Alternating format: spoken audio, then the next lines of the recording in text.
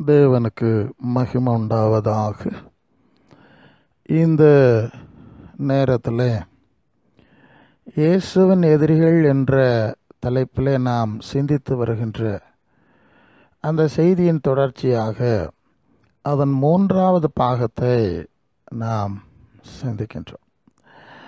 இன்றைய செய்திக்கு தலைப்பாய் பரலோகின் பரிசுத்த தேவனிடத்தில் பயபக்தியாக இருத்தல் என்ற ஒரு தலைப்பிலே நாம் சிந்திக்கின்றோம். ரோமருக்கு எழுதின நிருபம் 8ஆம் அதிகாரம் 14 17 வரை உள்ள வசனங்களிலே, மேலும் எவர்கள் தேவனுடைய ஆவியினால் நடத்தப்படுகிறார்களோ அவர்கள் தேவனுடைய புத்திரராக இருக்கிறார்கள். அந்தபடி திரும்பவும் பயப்படுகிறதற்கு நீங்கள் அடிமைத்தனத்தின் ஆவியை பெறாமல் அப்பா பிதாவே என்று கூப்பிட பண்ணுகிற புத்திர சுவிகாரத்தின் ஆவியை பெற்றீர்கள். நாம் தேவனுடைய பிள்ளைகளாக இருக்கிறோம் என்று ஆவியானவர் தாமே நம்முடைய ஆவியுடனே கூட சாட்சி கொடுக்கிறார். நாம் பிள்ளைகளானால் சுதந்திரருமாமே, தேவனுடைய சுதந்திரரும் கிறிஸ்துவுக்கு உடன் சுதந்திரருமாமே. கிறிஸ்துவுடனே கூட நாம் மகிமைப்படும்படிக்கு அவருடனே கூட பாடுபட்டால் அப்படி ஆகும். தேவன் தம்முடைய பரிசுத்த ஆவியை நமக்கு தந்திருக்கிறபடினாலே நாம் அவரை அப்பா பிதாவே என்று கூப்பிடக்கூடிய ஒரு உரிமை உறவுக்குள்ளே வந்திருக்கிறோம். நாம் தேவனுடைய பிள்ளைகள் என அழைக்கப்படுகின்றோம். கிறிஸ்து எப்படி தேவனுடைய குமாரனாக இருந்து பரலோகத்தில் பிதாவாகிய தேவனுடைய வலது பார்சத்தில் விட்டிருக்கிறாரோ, அதுபோல் நாமும் கிறிஸ்துவின் கூட அவருடைய சிங்காசனத்திற்குள்ளே இருப்போம் என்பதை திருவெளிப்படும் 3ஆம் அதிகாரம் 21ஆம் வசனத்திலே வாசிக்கிறோம். நான் ஜெயங்கொண்டு பிதாவாகிய தேவனுடைய சிங்காசனத்தில் அவரோட கூட உட்கார்ந்தது போல ஜெயம் கொள்ளுகிறவன் எவனையோ அவனையும் என்னோட கூட என்னுடைய சிங்காசனத்தில் உட்காரும்படி செய்வேன் என குறிப்பிடுகின்றார். அப்போ இயேசுவின் அடிச்சுவட்டில் பாதையில் நடக்கும்போது, அவர்களோடு கூட பாடுகளை சகிக்கும்போது நாமும் அந்த மகிமை அடைகிறோம் என்பது இந்த வசன பகுதியிலிருந்து விளங்கிக் கொள்கிறோம். தூய ஆவியாகிய தேவனை அப்பா பிதாவே என இயேசு அழைத்தது போன்ற உரிமையில் நமக்கும் அழைக்கும்படி ஒரு உறவு கிடைத்திருக்கிறது என்று சொன்னால், நாம் அவரிடம் பயபக்தியுடன் நடந்து கொள்ள வேண்டிய அவசியம் இல்லையே என பலர் தவறாக நினைப்பது உண்டு. இயேசுவின் சீடர்களாகிய அப்போஸ்தலர்களும் தேவனுக்கு பயப்படுதலை பலமுறை உணர்த்தி இருக்கிறார்கள் என்பதை நாம் கவனத்தில் கொள்ள வேண்டியதாக இருக்கிறது. இயேசுவின் முக்கிய சீடராகிய பேதுரு 1 பேதுரு 1ஆம் அதிகாரம் 17ஆம் வசனத்திலே, அன்றியும் பட்சபாதம் இல்லாமல் அவனவனுடைய கிரியைகளின்படி நியாயம் தீர்க்கிறவரை நீங்கள் பிதாவாக தொழுது கொண்டு வருகிறவர்களானபடினால் இங்கே பரதேசிகளைப் போல சஞ்சரிக்கும் காலமளவும் பயத்துடனே நடந்து கொள்ளுங்கள் என குறிப்பிடுகின்றார். ஆம், பயத்துடனே நடந்து கொள்ளுங்கள். 1 பேதுரு 2ஆம் அதிகாரம் 17ஆம் வசனத்தில், எல்லாரையும் கனம் பண்ணுங்கள், சகோதரத்தில் அன்பு கூறுங்கள், தேவனுக்கு பயந்திருங்கள், தேவனுக்கு பயந்திருங்கள். மீண்டும் அந்த வார்த்தை.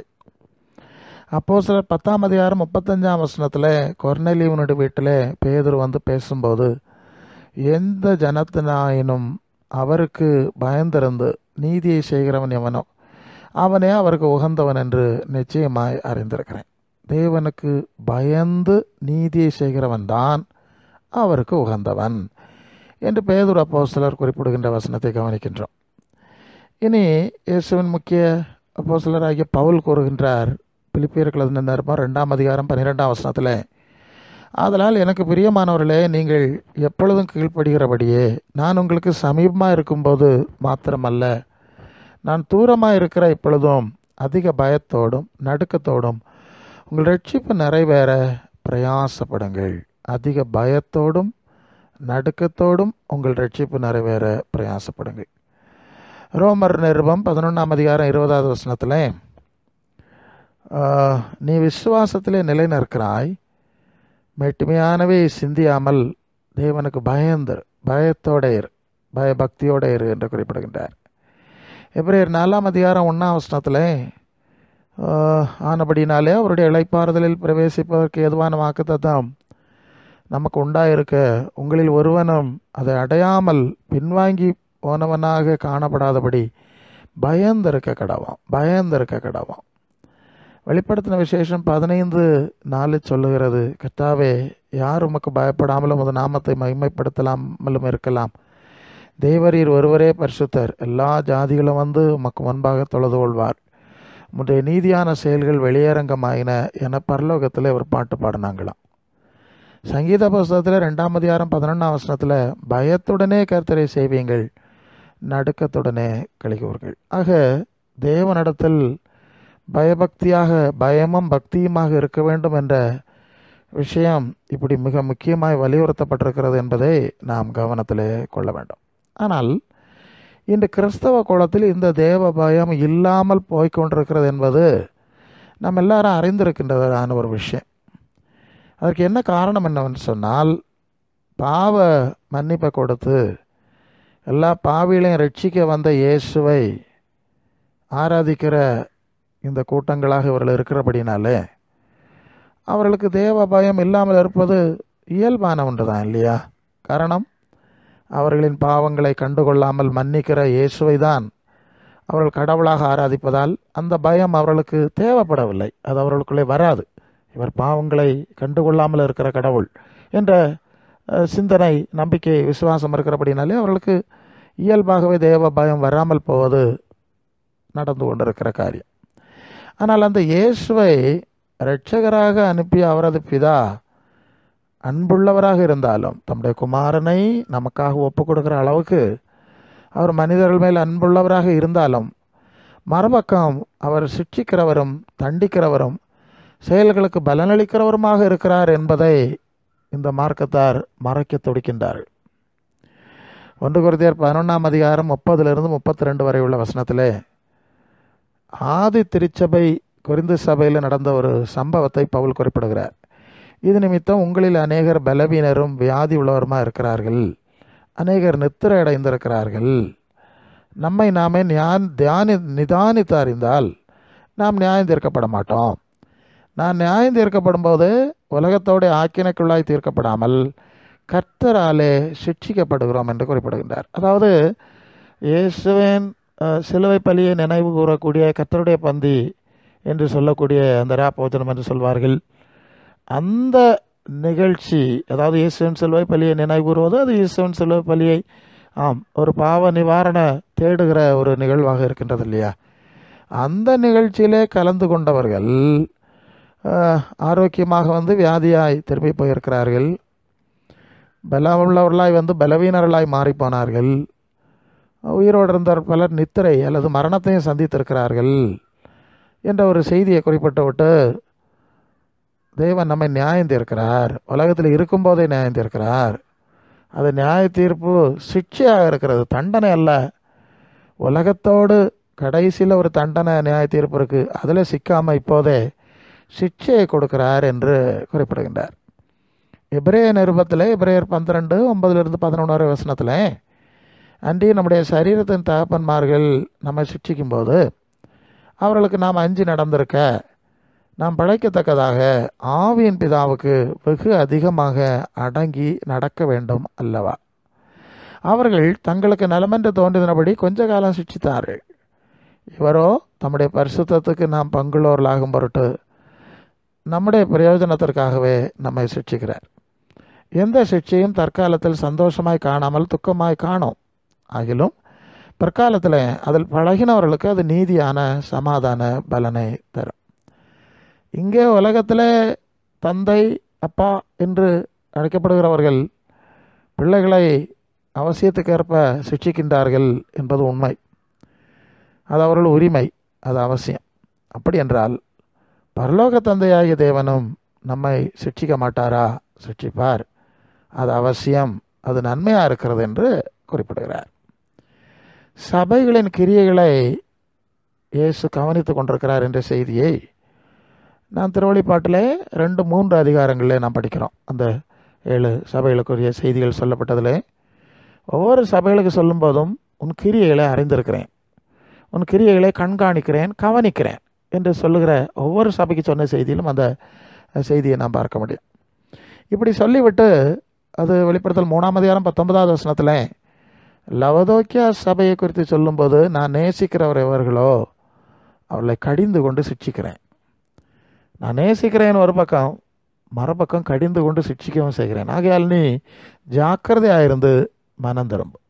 சபைக்கு இந்த அறிவு கிடையாது. அவர் நேசமுள்ளவர், அன்புள்ளவர், மன்னிக்கிறவர், மறக்கிறவர், கண் இல்லாதவர், காது இல்லாதவர், செவிடர், குருடர் என்று சொல்லுகிறது போன்றுதான் அவர்கள் கடவுளை கற்பனை பண்ணுகிறார்கள்.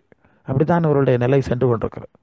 அல்லது நிறைய பாடல்களை பாடி, இசைக்கருவிகளை மீட்டி, என் உயிரே, தயிரே, அப்படியே தாயே, தந்தையே, இப்படி எல்லாம் வார்த்தை பிரயோகம் செய்து பாடினால் அவர் அதில் மயங்கி விடுவார் அல்லது ஏமாந்து விடுவார். பொதுவாக அரசியல் கட்சியில் இருக்கிறவங்க அப்படி தான் செய்வான். அந்த அரசியல் தலைவர்களை புகழ்ந்து கோஷங்கள் போட்டு இந்த வால் போஸ்டெல்லாம் ஒட்டுவாங்க, விளம்பரம் செய்வான், பேசுவான். அது கேட்டால் அந்த கட்சி தலைவர் சந்தோஷப்பட்டு இவர்களுக்கு பதவிகளை கொடுக்க வேண்டுங்கிறதுக்கு தான் அவங்க அப்படி செய்கிறாங்க. அது எவ்வளோ கொடுக்குறாங்கன்னு நமக்கு தெரியல. இதுபோல் ஒரு அரசியல் கட்சி தலைவராகத்தான் கடவுளையோ அல்லது இயேசுவை அவர்கள் நினைக்கிறார்கள். நம்ம ரொம்ப ஆராதனை செஞ்சுட்டா பாவம் எல்லாம் மன்னிச்சிடுவார், ரொம்ப ஆராதனை செஞ்சுட்டா நமக்கு கேட்குற வரங்கள் தருவார் என்கிற மாதிரி ஒரு நிலை தான் இந்த மார்க்கத்தில் காணப்படுகிறது. ஆனால் இயேசு சொன்னார், யோவான் 5:22 அன்றியும் பிதாவை கனம் பண்ணுவது போல எல்லாரும் குமாரனை கனம் பண்ணும்படி பிதாவானவர் தாமே ஒருவருக்கு நியாய தீர்ப்பு செய்யாமல் நியாய தீர்ப்பு அதிகாரம் முழுவதையும் குமாரனுக்கு ஒப்பு கொடுத்திருக்கிறார் என்று குறிப்பிடுகின்றார். நீங்கள் என்னை கனம் பண்ண வேண்டியதான், ஆனால் ஒன்றை நீங்கள் கவனத்தில் கொள்ள வேண்டும். நான் ஒரு அரசியல் தலைவனை போன்றவர் அல்ல, ஆராதனைக்குரிய கடவுளும் அல்ல.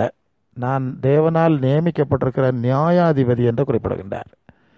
நான் கடவுளால் ஏற்படுத்தப்பட்ட நீதிபதியாக இருக்கின்றேனே தவிர உங்கள் வாழ்த்து கோஷங்களுக்கு, ஆராதனை கோஷங்களுக்கு மயங்கி உங்களுக்கு வரமளிக்கிற, உங்கள் இஷ்டத்தை கொடுக்கிற ஒரு இஷ்ட தேவன் அல்ல. அவர் நியாய தீர்ப்பு செய்கிற அதிகாரம் உள்ளவராய் என்னை ஏற்படுத்தியிருக்கிறார்.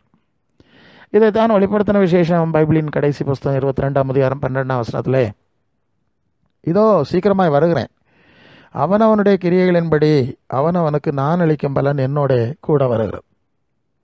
நான் எதற்கு வருகிறேன்? அவனவனுடைய செயல்களுக்கு, கிரியைகளுக்கு சரியாய் பலனளிக்கிற நீதிபாதியாய் வருகிறேனே தவிர என்னை ஆராதிக்கிறவர்களுக்கு குறுக்கு வழியிலே சாதகமாக சலுகை காட்டுவதற்காய் வரவில்லை. இயேசுவின் பிரதான சீடர் பேதுரு சொல்லுகின்றார், அதை அப்போஸ்தலர் 10:42 அன்றியும் இயேசுவே உயிரோடு இருக்கிறவர்களுக்கும் மரித்தோர்களுக்கும் தேவனால் ஏற்படுத்தப்பட்ட நியாயாதிபதி என்று ஜனங்களுக்கு பிரசங்கிக்கவும் சாட்சியாக ஒப்புவிக்கவும் அவர் எங்களுக்கு கட்டளையிட்டார். ஆம், இயேசு தேவனால் ஏற்படுத்தப்பட்ட நியாயாதிபதி என்றுதான் ஆதி திருச்சபையில் அப்போஸ்தலர்கள் சுவிசேஷம் பிரசங்கித்தார்கள். இன்று இப்படி ஒரு செய்தியை நாம் கேட்கவே முடியாது. அவர் மன்னிக்கிறவர், மறக்கிறவர், சுகமளிக்கிறவர், கேட்பதையும் கேட்காதவன் தருகிறவர், நீ நினைக்கிறதுக்கு மேலாய் உன்னை கொண்டு போகிறவர் என்ற ரீதியில் ஏதோ பேசி கொண்டிருக்கிறார்கள். அவருடைய செயல்களுக்கு ஏற்பத்தான் அவர்களுக்கு அவர் பலன் கொடுக்க முடியும். உங்கள் செயல்களை குறித்து விழிப்பாருங்கள் என்று செய்தியை கேட்க முடியவில்லை. இயேசுவின் முக்கிய சீடர் பவுல், அதாவது பிரஜாதியாருக்கு அப்போஸ்தலராகிய பவுல் சொல்கிறார், அப்போஸ்தலர் 17:31 மேலும் ஒரு நாளை குறித்திருக்கிறார். அதிலே அவர் தாம் நியமித்த மனுஷனை கொண்டு பூலோகத்தை நீதியாய் நியாயந்தீர்ப்பார். அந்த மனுஷனை மரித்தோரிலிருந்து எழுப்பினதினாலே அது நிச்சயத்தை எல்லாருக்கும் வழங்க பண்ணினான் என்றார். இங்கே இயேசுவை தேவன் எப்படி மரித்தோரிலிருந்து எழுப்பினாரோ இதுபோல எல்லா மனிதர்களையும் மீண்டும் உயிரோடு எழுப்பி அவரை கொண்டு இந்த பூலோகத்தை நீதியாய் நியாயந்தீர்க்க போகிறார். 2 கொரிந்தியர் 5:10 ஏனென்றால் சரீரத்தில் அவனவன் செய்த நன்மைக்காவது தீமைக்காவது தக்க பலனடையும்படிக்கு நாம் எல்லாரும் கிறிஸ்துவ நியாயாசனத்திற்கு முன்பாக வெளிப்பட வேண்டும்.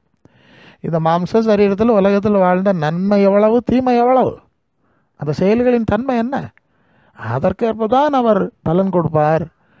அவருடைய நியாயாசனத்திற்கு முன்பாய் அங்கே என்ன நியாயங்கள் எழுதப்பட்டிருக்கிறதோ, வாசித்து காண்பிக்கப்படுகிறதோ, அதற்கு ஏற்பதான் பலன் கொடுப்பாரே தவிர இயேசு ஆராதித்தால் குறுக்கு வழியில் எந்த நன்மையும் பெற்றுவிட முடியும் என்று அப்போஸ்தலர்கள் ஒருபோதும் போதிக்கவில்லை. இந்த மிக முக்கியமான சத்தியத்தை கிறிஸ்தவ மார்க்கம் மறைப்பதால் இந்த உலகம் இத்தனை பாவங்களில் சென்று கொண்டிருக்கிறது. கிறிஸ்தவ மார்க்கம் தன்னுடைய பணியை சரியாக செய்திருந்தால் இந்த உலகத்துக்கு ஒரு அச்சம், பயம் உண்டாயிருக்கும். ஆனால் இயேசு குறுக்கு வழியில் சொர்க்கத்தில் மனிதர்களை சேர்க்கிறவர் என்ற ஒரு தவறான கோட்பாடை கிறிஸ்தவ மார்க்கம்தான் பரப்பி கொண்டிருக்கிறது. வேறு மார்க்கங்கள் அப்படி சொல்லவில்லை.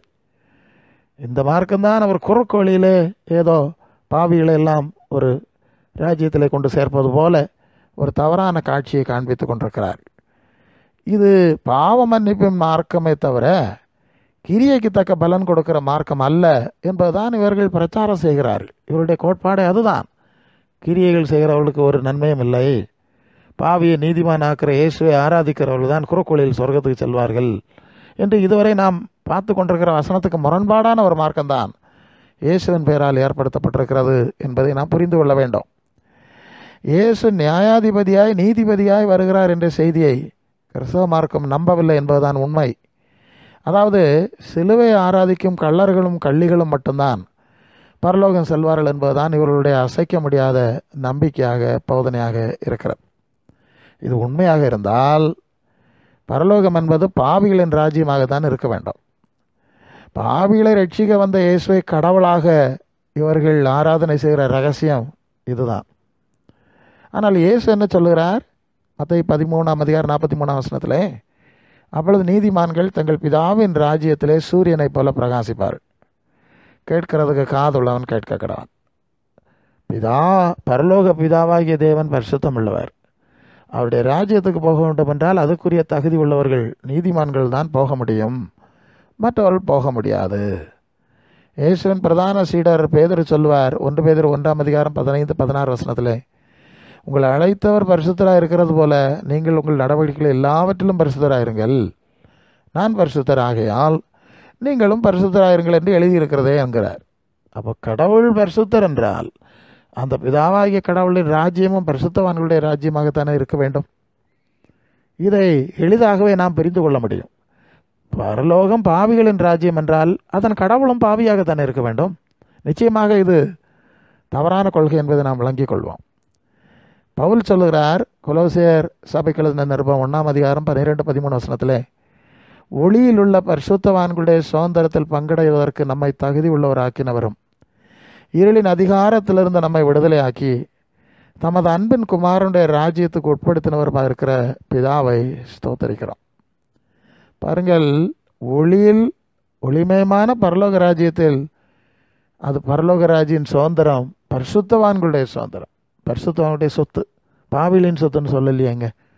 அதற்கு நம்மை தேவன் தகுதி உள்ளவர் ஆக்கினார். இருளின் அதிகாரத்திலிருந்து நம்மை விடுதலை ஆக்கினார். தமது அன்பின் குமாரனாக இயேசுவின் ராஜ்யத்துக்கு சீடர்களாக நம்மை மாற்றினார்.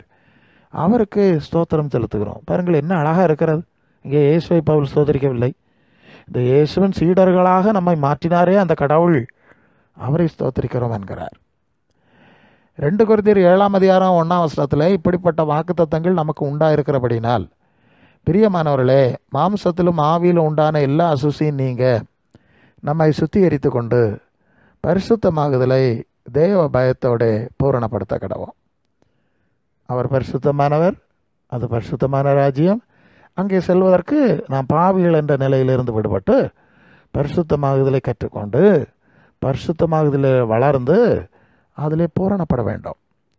ரோம சபைக்கு எழுதின நிருபம் 6:22 நீங்கள் இப்பொழுது பாவத்திலிருந்து விடுதலை ஆக்கப்பட்டு பரலோகத்தின் தேவனுக்கு அடிமைகளானதினால் பரிசுத்தமாகுதல், அதாவது அந்த தேவனுடைய பரிசுத்தமாகுதல் உங்களுக்கு கிடைக்கும் பலன் முடிவோ நித்திய ஜீவன் என வாசிக்கிறோம். இந்த ப்ராசஸ் இதுதான் கிறிஸ்தவ சுவிசேஷம். ஆனால் இன்று நடப்பது என்ன? இதுக்கு முரண்பாடான பாவிகளின் ராஜ்யம், பாவிகளின் ஆளுகை, பாவிகள் தான் போவாங்க மற்றவங்க போவாங்கங்கிறது மாதிரி மிக மோசடியான சாத்தானின் கொள்கை நிரம்பியதாக இருக்குது. வெளிப்படுத்தின விசேஷம் 21:27 தீட்டுள்ளதும் அருவருப்பையும் பொய்யை நடப்பிக்கிறதுமாகிய ஒன்றும் அதில் பிரவேசிப்பதில்லை. ஆட்டுக்குட்டியானவரின் ஜீவ புஸ்தகத்தில் எழுதப்பட்டவர்கள் மாத்திரம் அதில் பிரவேசிப்பார். தீட்டுள்ளது, பரிசுத்தம் இல்லாதது. பாருங்கள் என்ன பட்டியல் அழகாக இருக்கிறது. இங்கே ஆட்டுக்குட்டியானவர் என்று இயேசுவை குறிப்பிடுகிறது. அவரிடத்தில் ஒரு புஸ்தகம் இருக்கிறது, ஜீவ புஸ்தகம். இந்த புஸ்தகத்தில் பேருள்ளவர் மாத்திரம்தான் அந்த ஆட்டுக்குட்டியானவர் இருக்கிற புதிய எருசலேம் என்று சொல்லக்கூடிய அந்த சூழல், இயேசு இருக்க போகிற அந்த இடத்துக்குள்ளே பிரவேசிப்பார்கள். அங்கே ஒரு புஸ்தகம் இருக்கிறது அவரிடத்துல, அதில் பேருள்ளவர்கள் மட்டும் தான் போவாங்க. பேர் இல்லாதவங்க போக மாட்டாங்க. யாருடைய பேரெல்லாம் அங்கே இருக்கும் என்பது தான் இந்த வசனம் சொல்லுது. அது என்ன சொல்லுது? தீட்டுள்ளதும் அருவருப்பும் பொய்யை நடப்பிக்கிற ஒன்றும் அதில் பிரவேசிப்பதில்லை. அப்படின்னா இப்படிப்பட்டவங்களுடைய பேர் அந்த ஆட்டுக்குட்டியானுடைய புஸ்தகத்தில் இருக்காது. இயேசு ஆராதிக்கிறவர்களுடைய பேர் இருக்காது. சிலுவை ஆராதிக்கிறவர்களுடைய பேர் இருக்காது. பாவிகளின் ராஜ்யம்னு இவங்கெல்லாம் விளம்பரம் பண்ணுற இவங்களுடைய பேர் ஒருத்தர் அங்கே இருக்காது. இது தெளிவானது. அந்த புஸ்தகம் இயேசு இடத்துல தான் இருக்குது. அது இயேசு ஆராதிக்கிறவருடைய புஸ்தகம் அல்ல, இயேசுவின் உபதேசத்தின்படி நடக்கிறவருடைய புஸ்தகம் என்பதை அறிந்து கொள்கிறோம். வெளிப்படுத்தின விசேஷம் 22ஆம் அதிகாரம் 12ஆம் வசனத்தில் இயேசு சொல்லுகிறார், இதோ நான் சீக்கிரமாக வருகிறேன், அவனவனுடைய கிரியைகளின்படி அவனவனுக்கு நான் அளிக்கும் பலன் என்னோடைய கூட வருகிறது. அப்போ இயேசு தன்னுடைய வருகையை பற்றி சொல்லும்போது, நான் நியாயாதிபதியாக வருகிறேன், அவர்களுடைய கிரியைகளுக்கு செயல்களுக்கு தான் பலன் கொடுப்பேன், அதற்குரிய புஸ்தகங்களை பதிவுகளை எடுத்துக்கொண்டு வருகிறேன் என்று தான் குறிப்பிடுகின்றார். இயேசுவின் பிரதான சீடர் பேதுரு குறிப்பிடும்போது 2 பேதுரு 3ஆம் அதிகாரம் 7ஆம் வசனத்தில், இப்பொழுது இருக்கிற வானமும் பூமியும் அந்த வார்த்தையினாலே அக்கினிக்கு இரையாக வைக்கப்பட்டிருக்கிறது. தேவ பக்தி இல்லாதவர் நியாயம் தீர்க்கப்பட்டு அழிந்து போகும் நாள் வரைக்கும் காக்கப்பட்டிருக்கிறது. இங்கே தேவ பக்தி இல்லாதவர்கள் நியாயம் தீர்க்கப்படுவார்கள். அவர்கள் அழிவுக்கு ஒரு தண்டனை, ஒரு அழிவாகிய தண்டனை அவர்களுக்கு காத்திருக்கிறது. அது வரைக்கும் தான் இந்த உலகமும் இருக்க போகிறது என்று குறிப்பிடுகிறார். 2 தெசலோனிக்கேயர் 1ஆம் அதிகாரம் 7-10 வரை உள்ள வசனத்தில், தேவனை அறியாதவர்கள் நம்முடைய கர்த்தராகிய இயேசு கிறிஸ்துவின் சுவிசேஷத்துக்கு கீழ்ப்படியாதவர்களுக்கு நீதியுள்ள தண்டனை ஆக்கினை செலுத்தும்படி கர்த்தராகிய இயேசு தமது வல்லமையின் தூதரோடு ஜுவாலித்து எரிகிற அக்கினியோடு வானத்திலிருந்து வெளிப்படும் போது அப்படியாகும். அந்த நாளிலே நம்முடைய பரிசுத்தவான்களில் அவர் மகிமைப்படத்தக்கவராகவும், நீங்கள் எங்களுடைய சாட்சியை விசுவாசித்தபடினாலே உங்களிடத்திலும் விசுவாசிக்கிறவர் எல்லாரிடத்திலும் ஆச்சரியப்படத்தக்கவராயும் அவர் வரும்போது, அவர்கள் யார்? மேலே தேவன் அறியாதவர்கள், கர்த்தராகிய இயேசுவின் சுவிசேஷத்துக்கு கீழ்ப்படியாதவர்களுக்கு உள்ள ஆக்கினை, அப்படிப்பட்ட கீழ்ப்படியாதவர்கள் கர்த்தருடைய சன்னிதானத்திலிருந்தும் அவருடைய வல்லமை பொருந்திய மகிமையிலிருந்து நீங்களாகி நித்திய அழிவாகிய தண்டனை அடைவார்கள். மீண்டும் அவர்களை எடுக்க முடியாது, மீண்டும் அவர்களை மீட்க முடியாது. அப்படிப்பட்ட இனி மீண்டும் வர முடியாத முடிவற்ற அழிவு, எட்டர்னல் டிஸ்ட்ரக்ஷன், முடிவற்ற ஒரு அழிவாகிய தண்டனை அவர்களுக்கு கொடுக்கப்பட போகிறது. மேற்கண்ட காரியம் நிகழ வேண்டும் என்றால் மனிதர்களின் செயல்கள் பதிவு செய்யப்பட வேண்டும். நீதியாக நியாய தீர்ப்பு செய்யணும்னா நீ என்ன செஞ்சா என்ன செய்யலைங்கிறது அவங்களுக்கு காண்பிக்கப்பட வேண்டும் இல்லையா? அவங்க காரியம் தான், அவங்க தண்டனைக்குரிய குற்றம் என்னது, அது நிமித்தம் அவங்களுக்கு ஏன் இந்த தண்டனை கிடைக்க போகிறது என்று அவர்களுக்கு சொல்ல வேண்டும், வாசித்து காண்பிக்க வேண்டும். அப்பொழுது அழுகையும் பற்கடிப்பும் அவர்களுக்கு உண்டாயிருக்கும். ஐயோ, இனி திருத்த முடியாது, மீண்டு வர முடியாது, மாற்ற முடியாது, அழுகையும் பற்கடிப்பும் உண்டாயிருக்கும். அந்த நிலையில தான் அவர் அக்னி கடலில் போடப்படுவார்கள். அவர்கள் மீட்ட முடியாத நித்திய அழிவை அடைந்து விடுவார். ஆக இது மனிதர்களின் இந்த காரியெல்லாம் சரியாக நடக்கணும்னா கண்டிப்பாக மனிதர்களின் செயல்கள் தவறில்லாமல் மிக துல்லியமாய் பதிவு செய்யப்பட வேண்டியது அவசியம். இன்று கண்காணிப்பு கேமராக்களும் விண்கலன்களும் உலகின் செயல்களை எல்லாம் கண்காணித்து கொண்டிருக்குது இல்லையா? ராத்திரியும் உறங்காமல் விண்கலன்கள்லாம் உலகத்தில் என்ன நடக்குங்கிறத ரெக்கார்ட் பண்ணுது. அந்த அளவுக்கு மனுஷன் செஞ்சால் இவைகளெல்லாம் படைத்த தூய ஆவியாகிய இறைவனால் சகலத்தையும் கண்காணிக்கவும் முடியும், பதிவு செய்ய முடியும் என்பதை நாம் விளங்கிக் கொள்ள முடியும். எரேமியா தீர்க்கதரிசியின் புஸ்தகம் 23ஆம் அதிகாரம் 23-24 வசனத்தில் கடவுள் எப்படி சொல்வதாக நாம் வாசிக்கிறோம். நான் சமீபத்துக்கு மாத்திரமா தேவன், தூரத்துக்கும் தேவன் அல்லவோ என்று கர்த்தர் சொல்லுகிறார். எவனாகிலும் தன்னை நான் காணாதபடி மறைவிடங்களில் ஒளித்து கொள்ளக்கூடுமோ என்று கர்த்தர் சொல்லுகிறார். நான் வானத்தையும் பூமி நிரப்புகிறாரோ அல்லவோ என்று கர்த்தர் சொல்லுகிறார். பாருங்கள், யாரும் என் பார்வையிலிருந்து மறைஞ்சு போக முடியாது. எல்லாவற்றையும் நான் கண்காணித்து கொண்டிருக்கிறேன். என்னுடைய பார்வை இந்த பூமி அவர் நிரப்பலை, அவருடைய பார்வை, அவருடைய கண்காணிப்பு இந்த உலகம் முழுவதையும் நிரப்பி கொண்டிருக்கிறது என்பதை குறிப்பிடுகின்றார். எபிரேயர் நிருபம் 4ஆம் அதிகாரம் 13ஆம் வசனத்திலே அவருடைய பார்வைக்கு மறைவான சிருஷ்டி ஒன்றுமில்லை, சகலமும் அவருடைய கண்களுக்கு முன்பாய் வெளியரங்கமாக இருக்கிறது. அவருக்கே நான் கணக்கு ஒப்புவிக்க விட வேண்டும். எந்த ஒரு உடை போட்டு மூடுறது மாதிரி, திரை போட்டு மூடுறது மாதிரி நம்ம எதை போட்டு மறைச்சிட முடியும்? வெளியரங்கமாக இருக்கிறது என குறிப்பிடுறதை பார்க்குறோம். எனவே தான் வெளிப்படுத்தின விசேஷம் 20வது அதிகாரம் 18ஆம் வசனத்திலே, மரித்தோராகி சிறியோரையும் பெரியோரையும் தேவனுக்கு முன்பாக நிற்க கண்டேன். அவளது புஸ்தகங்கள் திறக்கப்பட்டன. ஜீவ புஸ்தகம் என்னும் வேறொரு புஸ்தகம் திறக்கப்பட்டது. அவளது அந்த புஸ்தகங்களில் எழுதப்பட்டவளின்படியே மரித்தோர் தங்கள் தங்கள் கிரியைகளுக்கு தக்கதாக நியாய தீர்ப்படைந்தார்கள். இங்கே 2 விதமான புஸ்தகங்கள் இருப்பதாக நாம் பார்க்கிறோம். ஒன்று மனிதருடைய செயல்கள் எழுதப்பட்ட புஸ்தகங்கள், இன்னொன்று ஜீவ புஸ்தகம் என்ற இன்னொரு புஸ்தகம். 2 விதமான புஸ்தகங்கள் இருக்கிறதுன்னு தான் இந்த வசனம் சொல்லுறது. யார் யாரெல்லாம் நித்திய ஜீவன், அதாவது நித்திய அழிவாகிய தண்டனைக்கு ஒப்பு கொடுக்கக்கூடாது, நித்திய ஜீவனாய் நித்திய நிலைவாழ்வுக்கு வைக்க வேண்டும் என்று தேவன் தீர்மானிக்கிறாரோ அந்த பேரெல்லாம் ஜீவ புஸ்தகத்தில் எழுதப்படுது.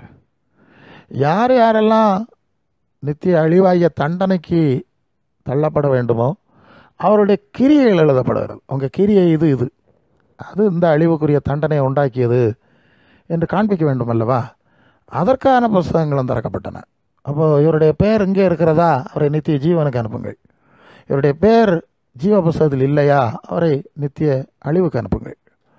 இவர் நித்திய அழிவுக்கு என்ன காரணம், அதையும் அவருக்கு அந்த கிரிய புஸ்தகத்திலிருந்து வாசித்து காண்பியுங்கள் என்ற ஒரு நிலை அங்கே இருக்கிறது. இதனால தான் 2 விதமான புஸ்தகங்கள் என்ற காரியம் இருக்கிறது.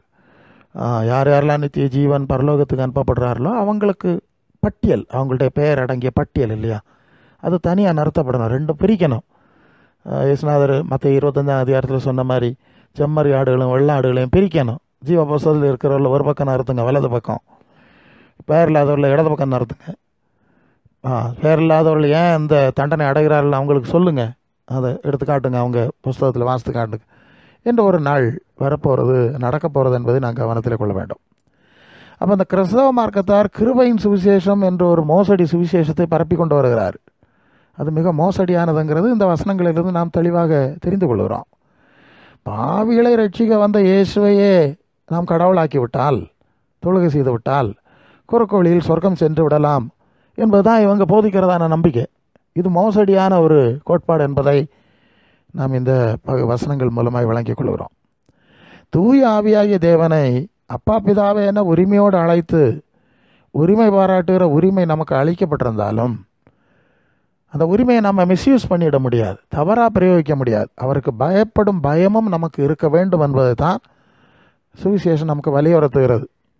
இங்கே தேவனுக்கு பயப்படுதல் என்ற வார்த்தை, அந்த விஷயம், அதனுடைய சரியான பொருள் என்ன? தேவனுக்கு கீழ்ப்படிந்திருங்கள் என்பதுதான். தேவனுக்கு கீழடங்கி கீழ்ப்படிந்திருங்கள் என்ற விஷயத்தை தான் தேவனுக்கு பயப்படுதல் அல்லது தேவ பயபக்தி என்று இங்கே குறிப்பிடுகிறது. நீங்கள் யாக்கோபு 4ஆம் அதிகாரம் 7ஆம் வசனத்தில், ஆகையால் தேவனுக்கு கீழ்ப்படிந்திருங்கள், பிசாசுக்கு ஏற்று நெல்லுங்கள், அப்போது அவன் உங்களை விட்டு ஓடி போவான். சாத்தானுக்கு தீய சக்தி எதிர்த்து நிற்க வேண்டும், ஆனால் பரலோகின் தேவனுக்கு பயந்து அவருக்கு கீழ்ப்படிந்திருக்க வேண்டும். இதுதான் தேவ பயத்தினுடைய அடிப்படை. நாம் எதற்கு கீழ்ப்படுகிறோம் என்பதை புரிய வைக்கிற வார்த்தை தான் தேவனுக்கு பயப்படுதல் என்பது. இயேசு சொன்னார் மத்திய 6ஆம் அதிகாரம் 24ஆம் வசனத்தில், 2 எஜமான்களுக்கு ஊழியம் செய்ய ஒரு நாளும் கூடாது. ஒருவனை பகைத்து மற்றவனை சிநேகிப்பான், அல்லது ஒருவனை பற்றி கொண்டு மற்றவனை அசட்டை பண்ணுவான். தேவனுக்கும் உலக பொருளுக்கும் ஊழியம் செய்ய முடியாது. இப்போ 2 தேவன்கள் அல்லது 2 எஜமான்கள், ஒன்று பரலோகத்தின் தேவன், இன்னொன்று பூலோகத்தின் தேவன். இந்த 2ல் ஒன்றுக்கு தான் நம்ம கீழ்ப்படிய முடியும் என்கிற ஒரு விஷயத்தை ஆண்டவர் சொல்லிக் கொடுப்பதை நாம் பார்க்குறோம். ஸோ இந்த அறிவு கூட கிறிஸ்தவ மார்க்கத்தாருக்கு கிடையாது. 2 தேவன் இருக்கிறான்னு கிடையாது. இப்போ நாம் அதை வசனத்தில் நாம் பார்ப்போம். நாம் எந்த தேவனுக்கு உண்மையிலே பயப்படுவோமோ, பக்தி உண்டோ, அந்த தேவனுக்கு தான் கீழ்ப்படிவோம் என்பதுதான் உண்மை.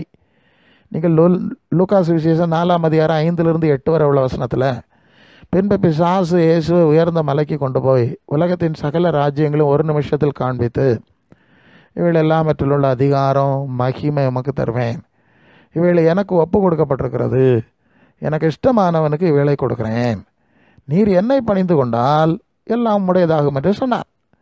இயேசு அவனுக்கு பிரதியுத்தரமாக, எனக்கு பின்னாக போச்சாத்தானே, தேவனாகிய கர்த்தரை பணிந்து கொண்டு அவர் ஒருவருக்கு ஆராதனை செய்வாய் என்று எழுதியிருக்கிறதே என்று இயேசு குறிப்பிடுகின்றார். பாருங்கள், பிசாசு சொல்கிற அந்த உலகம் முழுசும் இப்போ படைச்சது தேவன், கொடுத்தது ஆதாம் ஏவாள்கிட்ட, ஆதாம் ஏவாளும் சாத்தான்கிட்ட போனாங்க, அங்கே போய் சரணடைஞ்சிட்டாங்க.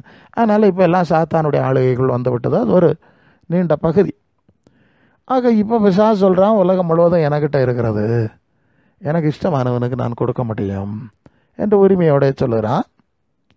அப்போ இயேசு இல்லை, இந்த உலகம் தேவனுடைய உலகம் அல்லது என்னுடைய உலகம், உன்னுடையது அல்ல என்று மறக்கவில்லை. அதற்கு பதிலாக தேவனாகிய கர்த்தர் பரலோக தேவனுக்கு தான் நான் பணிந்து கொள்வேன், அவரைத்தான் ஆராதிப்பேன் என்று இயேசு அவரைத்தான் ஆராதிக்க வேண்டும் என்று சொல்லி விலகி போகிறதை நாம் பார்க்கிறோம். இந்த இயேசு பரலோக தேவனால் அனுப்பப்பட்டிருந்தார். அப்போ அந்த பரலோக தேவனுக்கு இயேசு ஊழியம் செய்யாமல் தனக்கு ஊழியம் செய்து தனது உலகின் உயரங்களை அடையும்படி பிசாசு அழைக்கிறான். உலகம் எல்லாம் என்கிட்ட இருக்குது, இஷ்டமான கொடுப்பேன். இயேசு அதை மறத்து விட்டார். காரணம், அவருக்கு தன்னையே அனுப்பிய பிதாவின் சித்தம் செய்ய வேண்டும் என்ற உணர்வு இருந்தது. இதுதான் தேவ பயம் என்று சொல்வது இல்லையா? அந்த தேவ பயம் என்ற வார்த்தை அவருக்கு கீழ்ப்படிவதா இவனுக்கு கீழ்ப்படிவதா என்ற நிலையில் இருக்கிறது. இதைத்தான் தேவ பயம் என்ற வார்த்தையினுடைய பொருள்.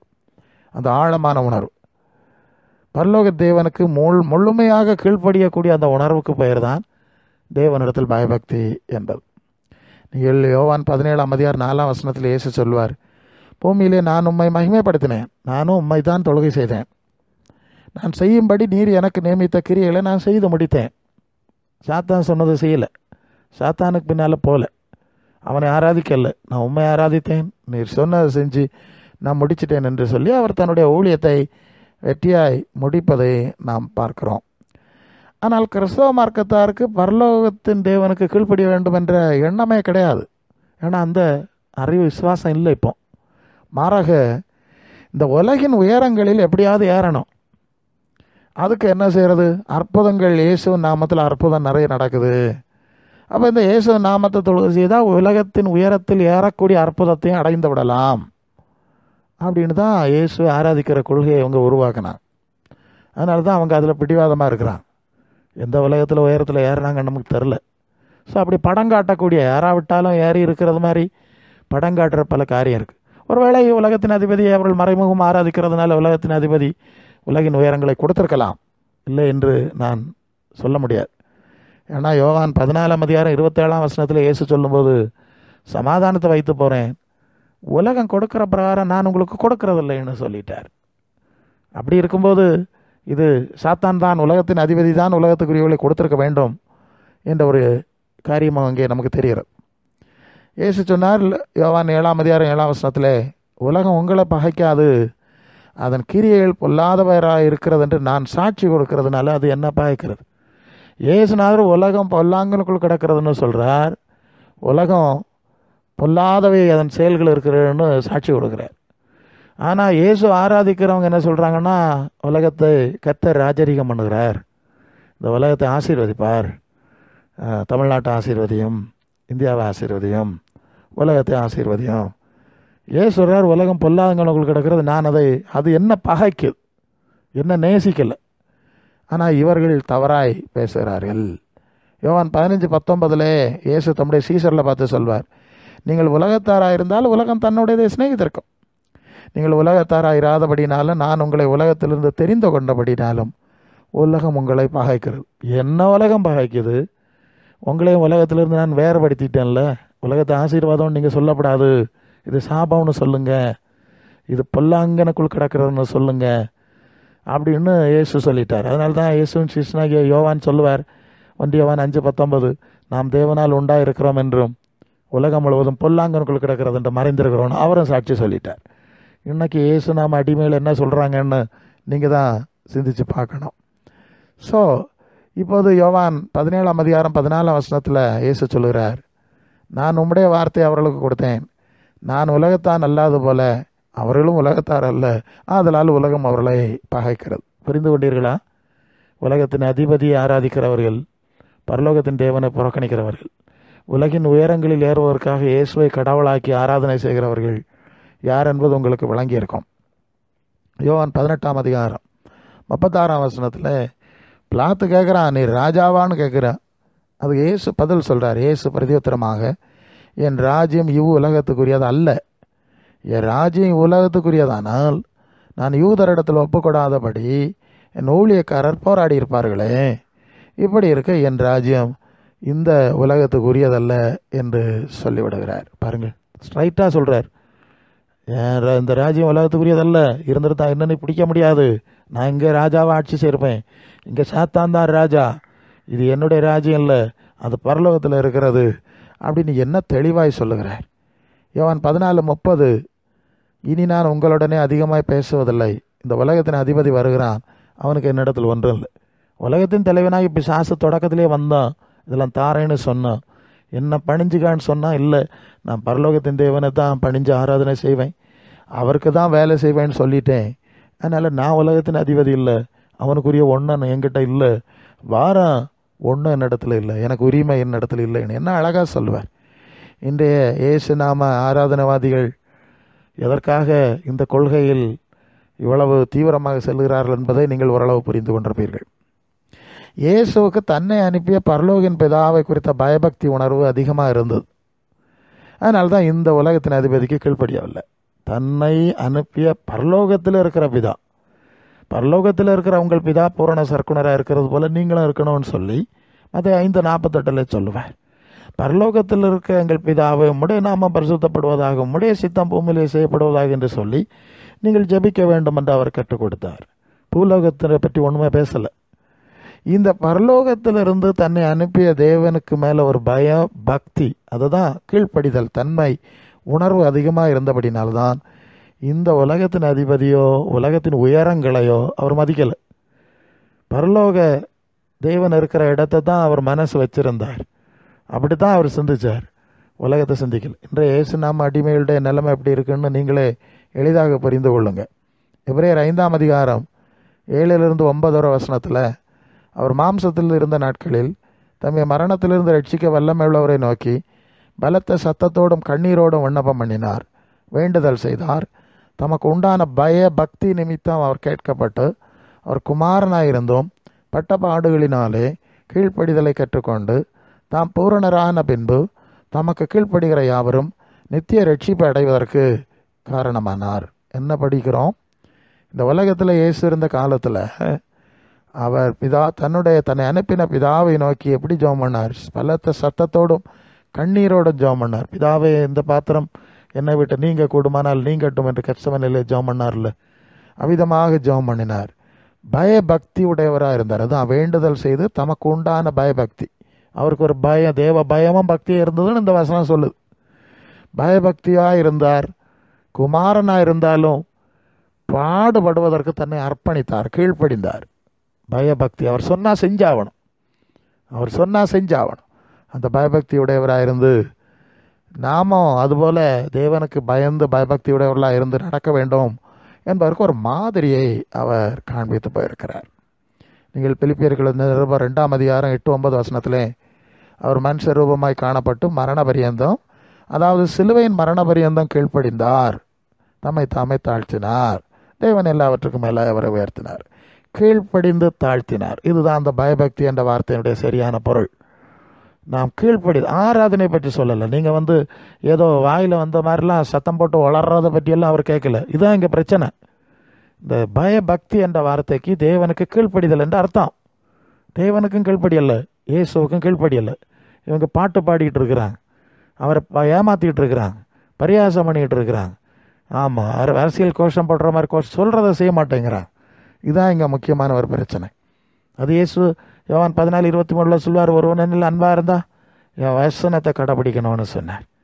யோவான் 14:15 சொல்லும்போது என்னில் அன்பாக இருந்தால் என் கட்டளைகளை நீங்கள் கடைபிடிங்கள்னு சொன்னார். அதெல்லாம் செய்ய மாட்டாங்க. நான் செய்த மாதிரி மாதிரியில் நடவுங்கன்னு சொல்லுவார். அது யோவான் 13:15 படிக்கிறோம். அவர் காட்டின தொழுகை மாதிரி செய்ய மாட்டாங்க. அவருடைய கீழ்ப்படிதலில் இவங்க செய்ய மாட்டாங்க. அவர் சொன்ன காரியத்தில் நடக்க மாட்டாங்க. ஆனால் 24 மணி நேரம் சாப்பிட்டு ஆராதிப்பாங்க, சாப்பிடாமல் ஆராதிப்பாங்க, தூங்கி ஆராதிப்பாங்க, தூங்காமல் ஆராதிப்பாங்க. இப்படி ஒரு மோசடி வேலை இயேசு நாமத்தில் நடந்து கொண்டிருக்கிறது. இதை குறித்து நாம் விழிப்பாக இருக்க வேண்டியது அவசியமாக இருக்கிறது. இந்த மார்க்கத்தார் பரலோக தேவனுக்கு கீழ்ப்படிந்து மாதிரி காண்பித்த இயேசுவை பின்பற்ற மாட்டான். அவருக்கு சீடர்லாம் மாற மாட்டான். கடவுளாக தொழுகை செஞ்சு உண்மையிலே பரலோகத்தின் தேவனை அசட்டை பண்ணுறாங்க, பரியாசம் பண்ணுறாங்கன்னு தானே அர்த்தம் ஆகுது. அவர் சொன்னது ஒன்று, இவங்க செய்கிறது இன்னொன்று. தேவனை பரியாசம் பண்ணுறாங்க, அசட்டை பண்ணுறாங்க. நாம் கவனத்தில் கொள்ள வேண்டும். மற்ற 7ஆம் அதிகாரம் 21 23 வரை, பரலோகத்தில் இருக்கிற என் பிதாவின் சித்தப்படி செய்கிறவனே பரலோக ராஜ்யத்தில் பிரவேசிப்பான், அல்லாமல் என்னை நோக்கி கர்த்தாவே கர்த்தாவே என்று சொல்கிறான் பிரவேசிப்பதில்லை. அந்நாளில் அநேகர் என்னை நோக்கி கர்த்தாவே கர்த்தாவே உமது நாமத்திலே தீர்க்க தரிசனம் உரைத்தோம், உமது நாமத்தில் பிசாசுகளை துரத்தினோம் அல்லவா, உமது நாமத்தினாலே அநேக அற்புதங்களை செய்தோம் அல்லவா என்பார்கள். அப்பொழுது நான், ஒரு காலம் உங்களை அறியவில்லை, அக்கிரம செய்யக்காரரே, என்னை விட்டு அகன்று போங்கள் என்று அவர்களுக்கு சொல்வேன். பார்த்தீர்களா, இயேசுவை கர்த்தாவே என்று ஆராதித்தவர்கள், இயேசு நாமத்தில் அற்புதத்தை செய்து வியாபாரம் செய்து கொண்டிருந்தவர்கள், உலகத்தில் உயரங்களில் ஏறலாம் என்று ஜனங்களை இழுத்து கொண்டு போனவர்கள், இப்போ வந்து நிற்கிறாங்க இங்கே நியாய தீர்ப்பு நாள். சொல்கிறாங்க, உம்மை ஆராதிச்சிட்டோம், கர்த்தர்னு சொல்லிட்டோம், உம்முடைய நாமத்தில் எல்லாம் செஞ்சோன்னா, அவர் சொல்கிற வார்த்தை அக்கிரம செய்கைக்காரர். உங்களை எனக்கு தெரியும், உங்களை எனக்கு தெரியும், ஒரு காலம் உங்களை தெரியாது. இப்போ புரியுதில்ல, இயேசுவை தொழுகை செய்கிறவர்களை அவருக்கு தெரியும், இயேசு நாமத்தை வச்சு வர அற்புதம் செஞ்சு படம் காட்டிகிட்டு இருக்கிறவங்கள எனக்கு தெரியும். என் வசனத்தில் நடந்தீங்களா, பிதாவின் சித்தம் செஞ்சீங்களா, பிதாவை தொழுகை செய்தீர்களா, அதுக்கு பிறகு உள்ள ஏதாவது இருக்கான்னா பார்க்கலாம், அவ்வளவுதான். இது இல்லாமல் செய்கிறதெல்லாம் வீணாக இருக்கிறது என்பதை ஆண்டவர் இயேசு சுட்டி காட்டுகிறது நான் பார்க்குறோம். வெளிப்படுத்தின விசேஷம் 22ஆம் அதிகாரம் 7ஆம் வசனத்தில், இதோ சீக்கிரமாய் வருகிறேன், இந்த புஸ்தகத்தில் உள்ள தீர்க்க தரிசன வசனங்களை கை கொள்ளுகிறவன் பாக்கியவான் அப்படின்னு சொல்கிறார். 22ஆம் அதிகாரம் 7ஆம் வசனத்தில், சீக்கிரமாக வர்றேன், இந்த புஸ்தகத்தில் உள்ள வசனங்களை கை கொள்ளணும் சொல்லிவிட்டு சொன்னார். இப்போ அடுத்த வசனம் 8வது வெளிப்படுத்தல 22:8 வருகிறோம். அடுத்த வசனத்தில் யோவான் சொல்கிறார், யோவானாகிய நானே இவைகளை கண்டும் கேட்டும் இருந்தேன், நான் கேட்டு கண்டபோது இவைகளை எனக்கு காண்பித்த அந்த இயேசுவை, தூதனானவர், அவர் தானே 7ஆம் வசனத்தில் பேசினார், நான் வர்றேன், தூதனானவரை வணங்கும்படி அவர் பாதத்தில் விழுந்தேன். அதற்கு அவர், நீ இப்படி செய்யாதபடிக்கு பார், உன்னோடும் உன் சகோதரரோடும் தீர்க்கதரிசிகளோடும் இந்த புஸ்தகத்தில் உள்ள வசனங்களை கை கொள்ளுகிறவர்களும் கூட நானும் ஒரு ஊழியக்காரன், தேவனை தொழுதுகொள் என்றான். இங்கே கவனிக்கணும், 7ஆம் வசனத்தில் நான் சீக்கிரமாக வர்றேன்னு சொன்னவர் தான் நீங்கள் தொடர்ந்து அவர் பேசிக்கொண்டே இருக்கிறார். நானும் உன்ன மாதிரி தேவனுடைய ஊழியக்காரன், தேவ சித்தம் செய்ய வந்த தேவ குமாரன், நான் எப்படி மரண பரியந்தம் கீழ்ப்படிந்து ஊழியம் செஞ்சேன்னு உங்களுக்கு தெரியும். ஸோ நானும் தேவ ஊழியத்தை செய்து முடித்திருக்கிறேன், தேவன் எனக்கு தந்த வேலையை செய்து முடித்து அவருடைய வலது வாரத்தில் இப்போ வீட்டிருக்கிறேன். அதனால் நீ என்னை வணங்க வேண்டாம், நீ தேவனை தொழுது கொள்ளு, நீ தேவனை தொழுது கொள்ளு. அருமையாக எந்த வசனம் 9வது வசனத்தில் வருது, நானும் தேவனுடைய கட்டளைகளை கடைபிடித்தவன் தான். ஆமாம், நியாயப்பிரமாணத்தை ஆனால் தீர்க்க தரிசனம் அதெல்லாம் அழிக்கிறதுக்கு நான் வரல, அதை முழுமைப்படுத்தி பூரணமாய் கடைபிடித்து மாதிரி காண்பிக்கத்தான் நான் வந்தேன். ஆகவே நீ தேவனை தொழுது கொள்ளு என்கிறார். இப்படி சொல்லுகிறது யார்? இயேசு தான் சொல்கிறார். 9வது வசனத்தை சொல்கிறார், நீ தேவனை தொழுது கொள்ளு, என்னை தொழுது கொள்ளாது. 10ஆம் வசனத்தில் பின்னும் அவர், அதே நபர் தான், என்னை நோக்கி இந்த புஸ்தகத்தில் உள்ள தீர்க்க தரிசன வசனங்களை முத்திரை போட வேண்டாம், காலம் சமயமாக இருக்கிறது, அநியாயம் செய்கிறவன் இன்னும் அநியாயம் செய்யட்டும், அசுத்தமாக இருக்கிறவன் இன்னும் இருக்கட்டும், நீதி உள்ளவன் நீதி செய்யட்டும், பரிசுத்தம் இன்னும் பரிசுத்தமாகட்டும், இதோ நான் சீக்கிரமாக வருகிறேன், அவனுடைய கிரியைகளின்படி அவனவனுக்கு நான் அளிக்கிற பலன் என்னோட கூட வருகிறான். அப்போ யோவானோடு பேசின தூதனானவர் இனி வரப்போகிற இயேசு தான். அதான் நானே சீக்கிரமாக வர்றேன்னு சொல்லி தான் அந்த செய்தியை சொல்லிட்டு இருக்கிறார். நான் தான் அவனவன் கிரியைக்கு தக்க பலன் அளிக்க போகிறேங்கிறதையும் அவர் தெளிவுபடுத்துகிறார். ஆனாலும் நீ என்னை தொழுது கொள்ளாதே, தேவனை தொழுது கொள் என்பதையும் 9வது வசனத்திலே குறிப்பிடுகிறார். பாருங்கள், இவ்வளவு தெளிவாக இந்த சுவிசேஷம் இருந்த போதிலும் இவர்கள் பரலோக தேவனிடத்தில் பயமும் பக்தியும் இல்லாமல், இயேசுவை தொழுகை செய்து இயேசுவின் சீடர்களாக மாறாமல், அவருடைய கட்டளைகளை நடக்காமல் தங்கள் ஆயுளை வீணடித்து கொண்டிருக்கிறார். என்னை தொழுகை செய்ய வேண்டாம், பிதாவாகிய தேவனை தொழுகை செய்யுங்கள், நான் உங்களுக்கு தொழுகைக்கு ஏற்ப உங்களுக்கு சாதகமான பலன்களை கொடுக்க நான் வரப்போகிறதில்ல இல்லையா? அந்த வசனத்துக்கு இருக்கிறார்ல, என்ன தொழுது கொள்ளாண்டா, மாறாக உங்கள் செயல்களுக்கு தக்க பலன் அளிக்கத்தான் நான் வருவேன், அதற்காகத்தான் பரலோகின் தேவன் என்னை ஏற்படுத்தி இருக்கிறாருன்னு சொல்கிறார்ல. நான் தேவனால் ஏற்படுத்தப்பட்ட நியாயாதிபதி, நியாய தீர்ப்பு செய்ய அதிகாரம் முழுதும் கொடுத்துருக்கார். இவன் என்ன செஞ்சான், இவன் என்ன கிரிய புஸ்தகத்தை எடு, அதை வாஸ்து பார்த்து அவனுக்கு பலன் கொடுன்னு தான் பிதாவாகி தேவன் என்ன நியமிச்சிருக்கார். என்ன ஆராதிக்கிறதுனால உங்களுக்கு ஒன்றும் நான் தரப்போகிறது கிடையாது. எவ்வளோ தெளிவாக இருக்கிறது. ஆகவே தேவனிடத்தில் பயத்துடன் இருங்கள், பக்தியுடன் இருங்கள். நான் தேவ சித்தம் செஞ்ச மாதிரி என்னுடைய கட்டளைகளை கடைபிடித்து அதில் நிலைத்திருங்கள். நான் பிதாவின் கற்பனைகளை கடைபிடித்து அதிலே நான் நிலைத்திருக்கிறது போல நீங்களும் என் கட்டளையை கடைபிடித்து என்னிலே நிலைத்திருங்கள் என்று சொல்லுகிற வசனத்தை நாம் பார்க்கிறோம். என்னிலே நிலைத்திருங்கள் என்று அவர் சொல்லுகிறார். நானும் எப்படி உங்களுக்கு மாதிரி காண்பிச்சனோ அது மாதிரியான ஒரு மாதிரியில் தான் நீங்கள் நிலைச்சிருக்கணும் என்கிற ஒரு காரியத்தை நாம் இங்கே கவனிக்கிறோம். இயேசுவில் கட்டளைகளை கடைபிடிக்கும்படி தான் நாம் அழைக்கப்பட்டிருக்கிறோம். இயேசுவின் சீடர்களாக மாறும்படி தான் நாம் அழைக்கப்பட்டிருக்கிறோம். அது யோவான் சுவிசேஷம் 15ஆம் அதிகாரம் 10ஆம் வசனத்தில், நான் என் பிதாவின் கட்டளைகளை கைக்கொண்டு அவருடைய அன்பிலே நிலைத்திருக்கிறது போல நீங்களும் என் கட்டளைகளை கைக்கொண்டிருந்தால் என்னுடைய அன்பிலே நிலைத்திருப்பீர்கள். அது யோவான் 15:10. பாருங்கள், நானும் அவருடைய ஊழியக்காரனாய் அவர் சொன்னதை செஞ்சு அவருடைய கட்டளைகளில் தான் நிலைச்சிருக்கேன். இது மாதிரி நீங்களும் நிலைச்சிருந்தா உங்கள் கிரியைகளை வாசித்து பார்த்து அதுக்கேற்ப தான் பலன் தருவேன். வேறு மாதிரி நீங்கள் என்ன பாட்டு பாடி ஆராதித்து உங்களுக்கு சாதகமான பலனை அடைய முடியாது என்று தெளிவாய் குறிப்பிடுகிறதை பார்க்குறோம். ஆனால் கிறிஸ்தவ மார்க்கத்தார் இதை உணர மாட்டேங்கிறாங்க. இயேசுவை கடவுளை ஆராதனை செஞ்சுட்டா இந்த செயல்களுக்கு ஏற்ப தீர்ப்பு கொடுக்கறதுலேருந்து தப்பி கொள்ளலாம், அவரை இடைவிடாமல் தொழுகை செஞ்சால் நிறைய இருக்குது, எல்லாம் செஞ்சால் தப்பிச்சிடலான்னு சொல்லி உண்மையில் இயேசுவின் சீடராகாமல் பிதாவின் சித்தம் செய்யாமல் பரலோக பிதாவை தொழுகை செய்யாமல் அந்த பரலோக தேவனை எரிச்சல் ஊட்டுகிறார்களுங்கிறது தான் உண்மை. பரலோக தேவனிடம் பயபக்தியாக இருந்து அவரை தொழுகை செய்ய வேண்டும். இயேசுவை நேசித்து அவருக்கு சீடராகி அவருக்கு கீழ்ப்படிந்து வாழ வேண்டும். இதுதான் இயேசுவின் சுவிசேஷத்தின் அடிப்படையாகும். ஆக பரலோக தேவனிடத்தில் பயபக்தியாக இருப்பது என்றால் என்ன, இயேசுவின் சீடராகி அவருக்கு கீழ்ப்படிந்து நடக்கிறது என்றால் என்ன என்பதை இந்த செய்தியிலிருந்து நாம் புரிந்து கொண்டிருக்கிறோம்.